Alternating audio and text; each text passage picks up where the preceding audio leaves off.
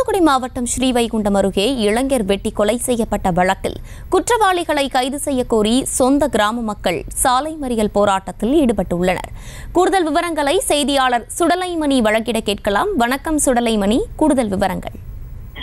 நிச்சயமாக ரஜினி, அதாவது தூத்துக்குடி மாவட்டம் ஸ்ரீவைகுண்டம் அருகே உள்ள புளியங்குளம் ராமசாமி கோவில் தெருவை சேர்ந்தவர் பாண்டியன். இவரது மகன் முத்துப்பெருமாள். இவர் படிப்பை முடித்துவிட்டு திருநெல்வேலியில் உள்ள ஒரு தனியார் கம்பெனியில் வேலை பார்த்து வருகிறார். இந்த நிலையில் தான் இன்று காலை மீண்டும் பணிக்காக காலை சென்றுள்ளார். அப்போது திருநெல்வேலி மாவட்டம் ரெட்டியார்பட்டி அருகே உள்ள சாய்பாபா கோயில் அருகே வந்து கொண்டிருந்த போது அவரை பின்தொடர்ந்து வந்த ஒரே பைக்கில் வந்த 3 பேர் கொண்ட மர்ம கும்பல் அவரை அரிவாளால் சரமாரியாக வெட்டியுள்ளது. மேலும் வெட்டிவிட்டு அங்கிருந்து அந்த கும்பல் என்பது தப்பி ஓடியுள்ளது.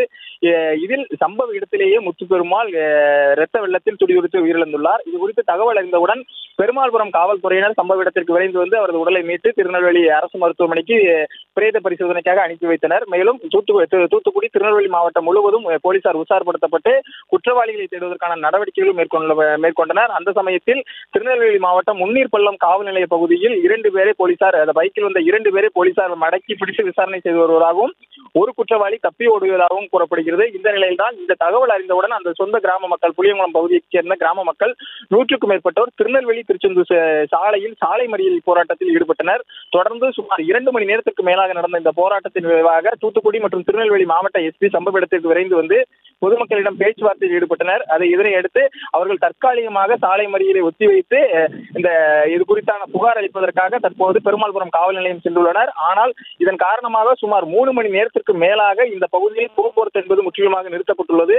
மேலும் இந்த அருகில் உள்ள கருங்குளத்திலிருந்து ஸ்ரீவைகுண்டத்திற்கு கொங்கராயக்குறிச்சி வழியாக அரசு மற்றும் தனியார் பேருந்துகளும் மற்ற வாகனங்களும் இயக்கப்பட்டு வருகிறது.